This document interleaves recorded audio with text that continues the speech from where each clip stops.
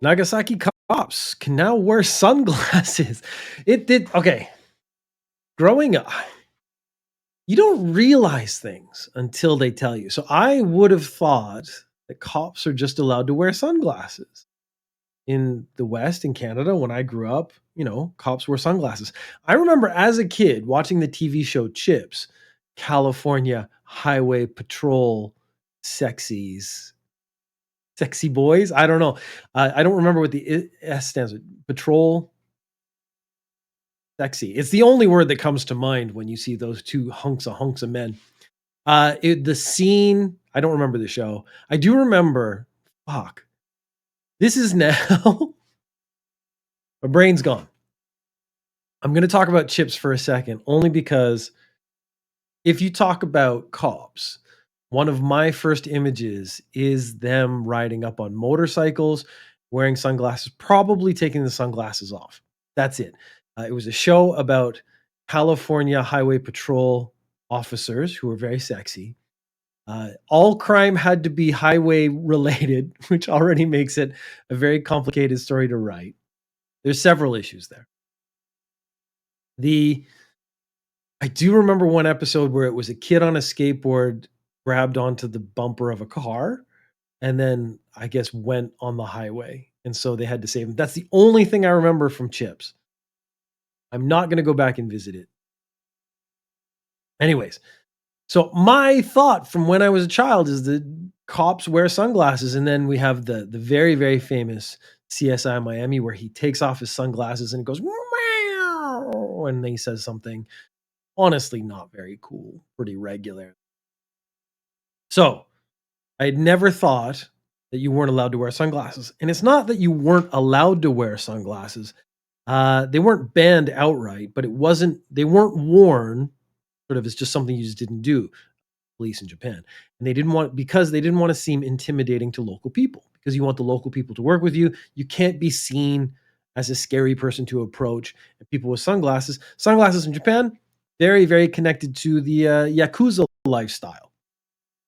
I do remember a friend of mine went to a wedding and he said, there's the bride's side of the wedding on one side of the church and the groom's side of the wedding on the other side of the church.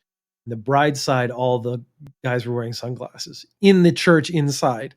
So clearly they were trying to send a message that they were like tough Yakuza dude. Anyways, the officers were kind of complaining when they were on patrol. It's very sunny in the summertime. And it's hard. They're worried about A, having an accident because of being blinded by the sun, or B, damaging their eye. So to prevent accidents and reduce damage to eye health, also so that they can whip them off and do a really cool CSI Miami thing. And let's face it, sunglasses are sexy. You could be more Chips like. So you could put the S in Chips. Okay, that's the title theme. Okay, got it on the second try. This is a story that has come back irregularly, and I'm fascinated by it because it is part of the modernization of Japan as a culture, demonstrates the resistance Japan has to moving forward and integrating people who are not initially natively Japanese. Now, the thing is, the kids in these stories were born in Japan. They might have mixed heritage, but they were born in Japan, so they're Japanese kids. But they are not, you can see that the country has not come to accept them as Japanese kids yet. 37,000 signatures have been collected calling for an end to hair discrimination.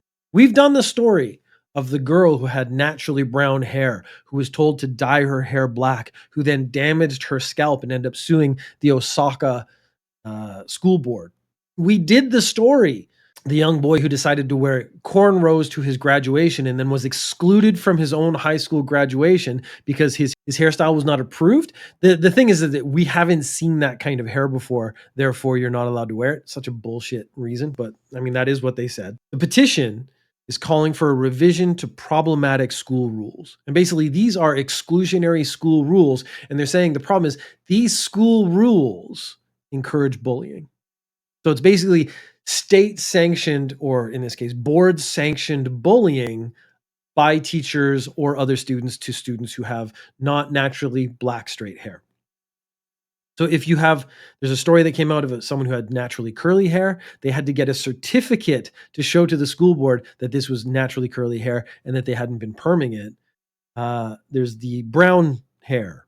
They had to prove that they weren't dyeing their hair. The school rule needs to be changed. So way back, and this is because I ended up talking about it, people tried to come at me on the internet. But there was a rule that you had, as part of the school uniform, you had to wear white underwear.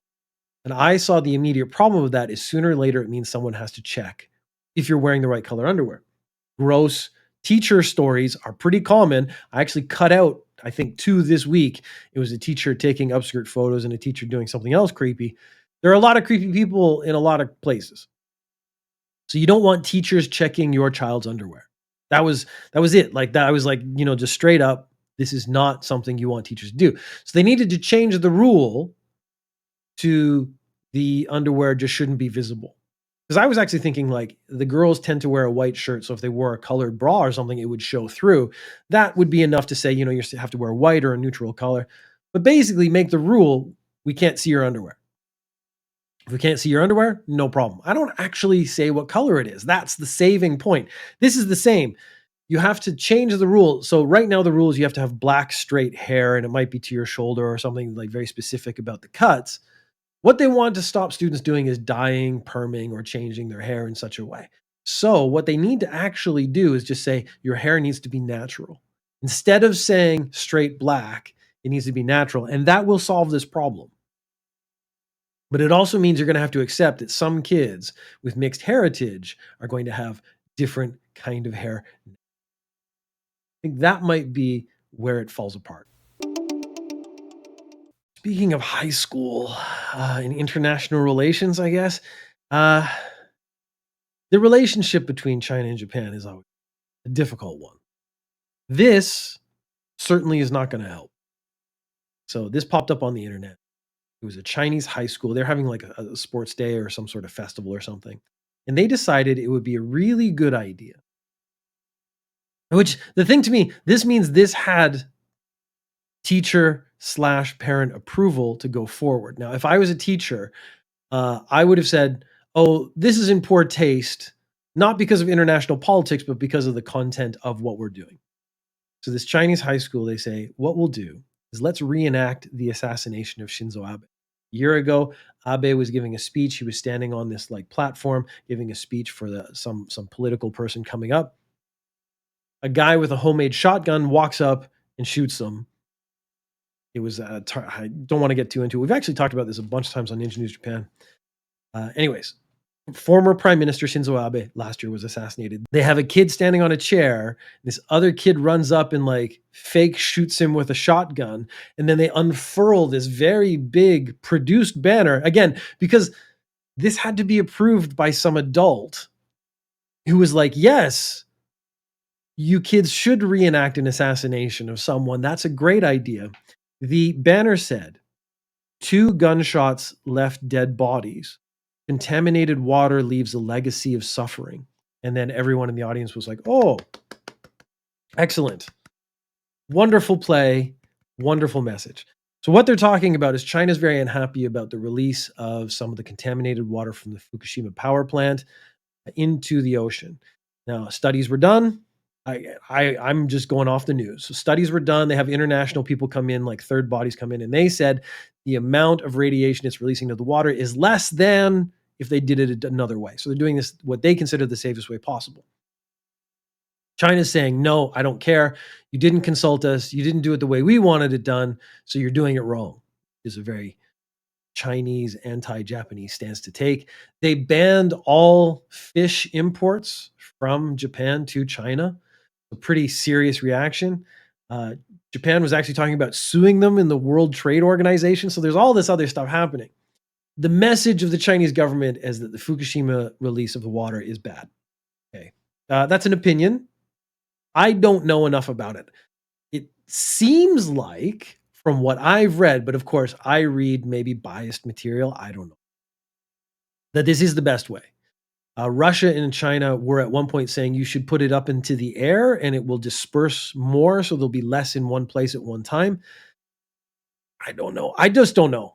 I mean, let's just leave it at facts. I don't want to say something that ends up being not true. I'm fairly ignorant on this issue, but it seems like they've taken steps to make sure that they're doing it the safest way possible at the moment. 5 years from now, we might find out that was 100% incorrect. That wouldn't surprise me either.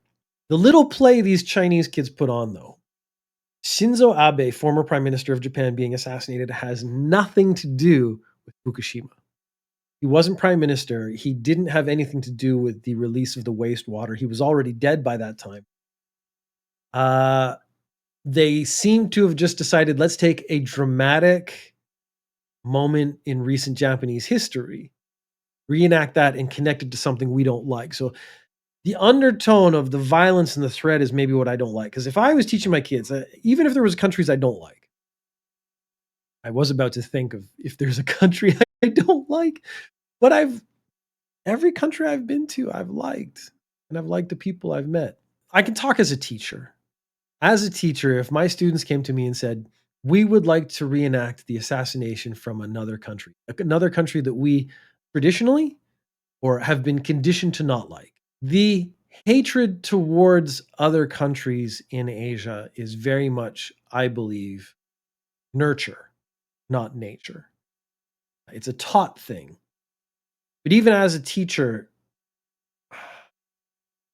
I guess if I was a Chinese teacher, I would think differently. I'm now struggling because what I'm trying to say is that I, as a teacher, would not think that reenacting the assassination of anybody is a good thing for students to do.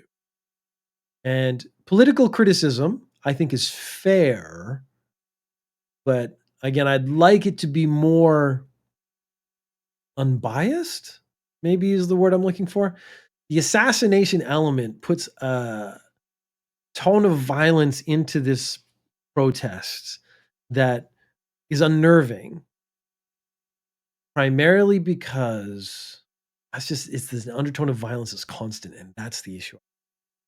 I would like them to start looking at politics, international politics, as not the prelude to war, the prelude to violence. Because that seems like where a lot of these countries are going, and that's what they're teaching their youth, and the youth grow up and then they don't have an opportunity to change their thinking. I'm trying to solve world violence and racism. Maybe a 30-minute news oriented, Japanese oriented podcast isn't the best format for that. I'm just like, my brain's now going in circles. Like, what would I do? I would absolutely tell my students, you cannot reenact an assassination. You want to make a political statement about releasing the Fukushima water? We could find a way to do that. I don't think it's a good idea. Okay, let's get some statistics up there or something. Sure. Let's talk about alternatives. Okay. Let's reenact an assassination. Sorry, kids, no.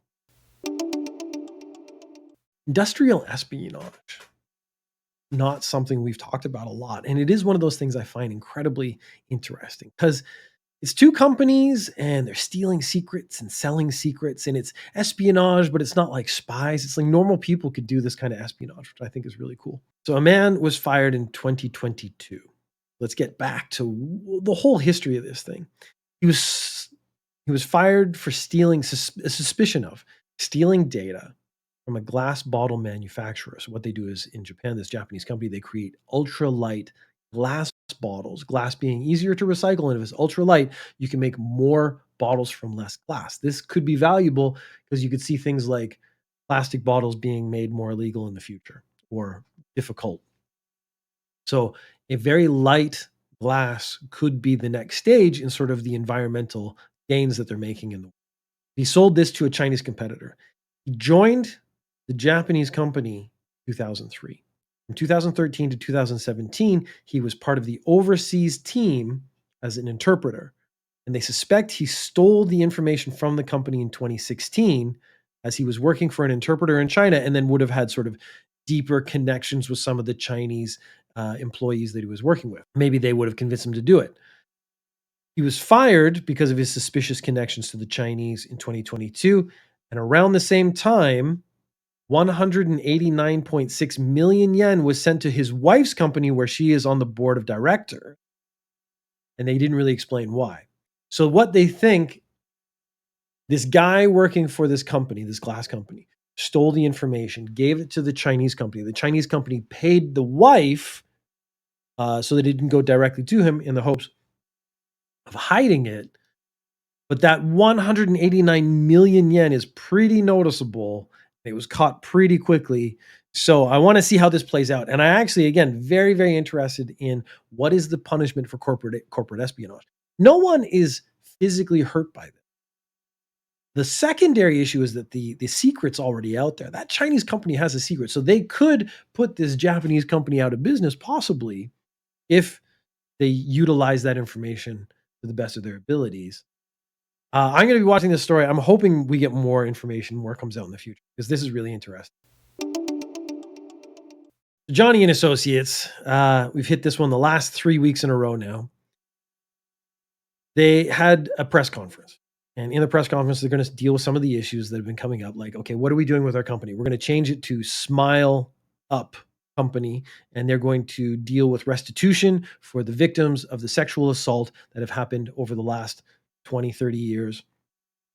They need to have a press conference and answer some questions. So, turns out they made a blacklist of outlets and reporters they will not talk to, because nothing shows how much you want to like repair a situation than like being like, oh yeah, we want to be open and transparent, but we're not talking to you or you or you or this company. We want to redress past issues, but we're not going to talk about specific past issues. The list. So this company called FTI, they put together the press conference. They are sort of the promotion company, the organization that's putting this press conference together. They say that Johnny's didn't have a part in making the list, which I think is almost impossible, because how would they know which companies or which reporters to not allow to ask questions? Unless there's just like, oh, this guy from Ninja News Japan has a reputation for asking the hard questions. Let's just put him on the blacklist. But Johnny's must have had some input as to who would and would not ask the worst questions.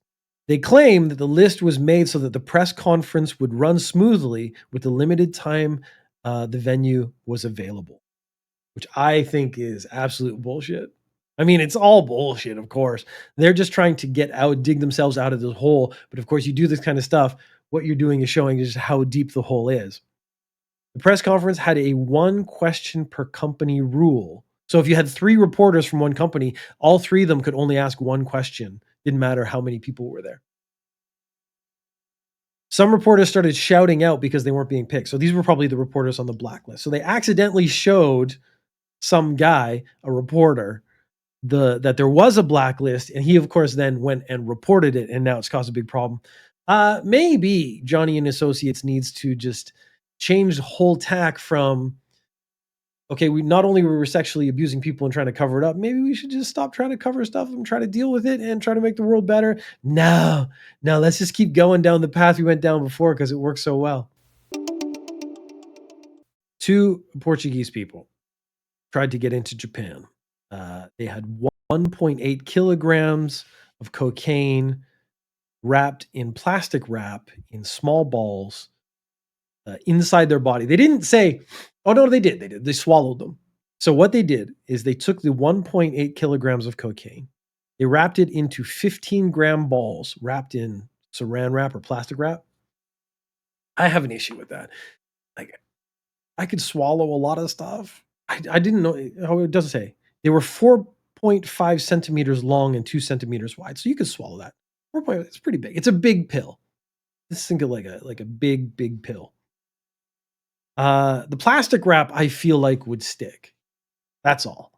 And plastic wrap isn't sealed. That's the other issue. I got a couple of issues with this. I know the condoms, if you fill a condom with cocaine and you swallow it or put it in your body and it explodes, you die. I guess they're hoping that not many of these will explode.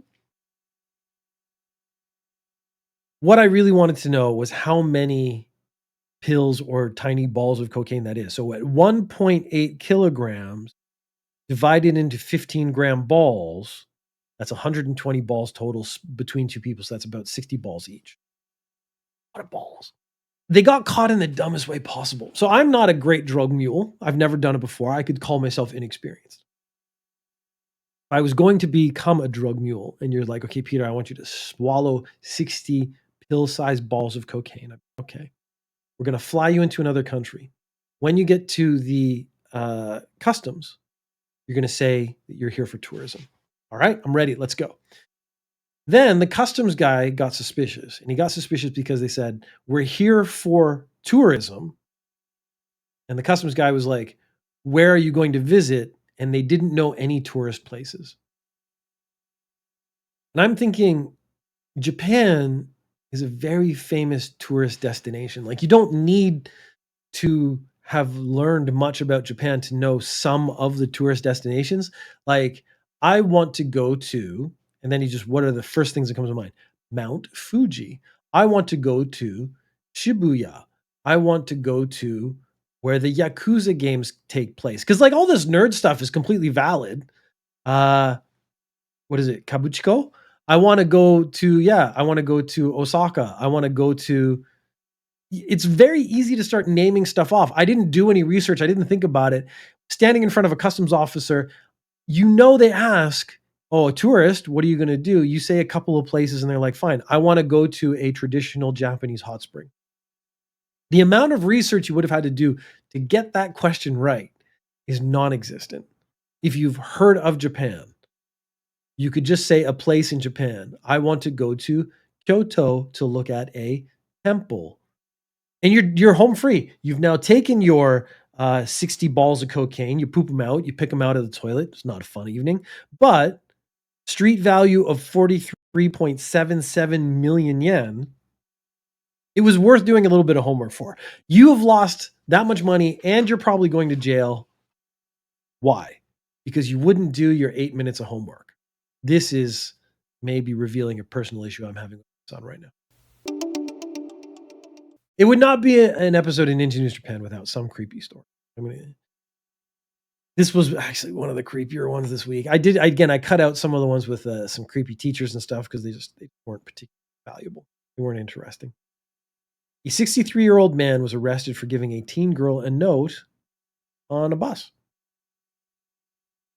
I could stop there. It gets grosser, but I could be like, I'd leave it up to your imagination. Let your imagination run wild and see where your brain ends up. Okay, the note said, "Oji-san will teach you sex education." It says more than that. Oji-san, for those of you who don't speak Japanese, would be like old man or uncle, that kind of thing. So Oji-san will teach you sex education. So this, to me, indicates I was interested in the note itself and the contents because it shows what kind of brain space he was in when he was writing it. He knew that he was going to be targeting young to underage girls. This girl was 17. He's 63. So that's a pretty big age gap. So he used Oji-san on purpose because he knew he, as an older man, was going to be talking to younger women. So he had a target in mind when he wrote this note, which again, pre-gross. He hasn't even done the gross thing yet, and he's already like in the gross mentality. The note continues, "I used to direct adult videos. I used to be an actor." Now, it doesn't say an actor in adult videos, but I'm going to connect those two and assume that's what he meant. He is trying to, I guess, show that he is physically capable, adept, skilled at these acts in the hopes of enticing the young woman to contact him. He did include his contact information in the note. So I do have one question. Was this note typed out? Like, did he sit down on the computer and type it up and then print out multiple so you could just hand them out at random? Or did he write it out and then just plan to give one girl a thing? Because there's a statistical odds thing here, right? If he gives it to 1,000 girls, maybe one will answer in a positive way. But if he just had one, he had to like pick the girl. So there's a different feeling there. Both gross, but a difference in sort of what his tack was in this. Including his contact information may have been his downfall because the young girl on the bus took the note. She went to the police and said, "This gross old man gave me this letter. This is his phone number or his other, like his email or something. Please track him down and have him arrested." And that is exactly what the police did. So, do I need to give advice on this one? Don't include your contact information. But now the guy's like sitting there going like, but if I don't give my contact information, how is she going to contact me for all the crazy weird sex? So you have created a dilemma for yourself in that you should have grown up and realized this was a bad idea.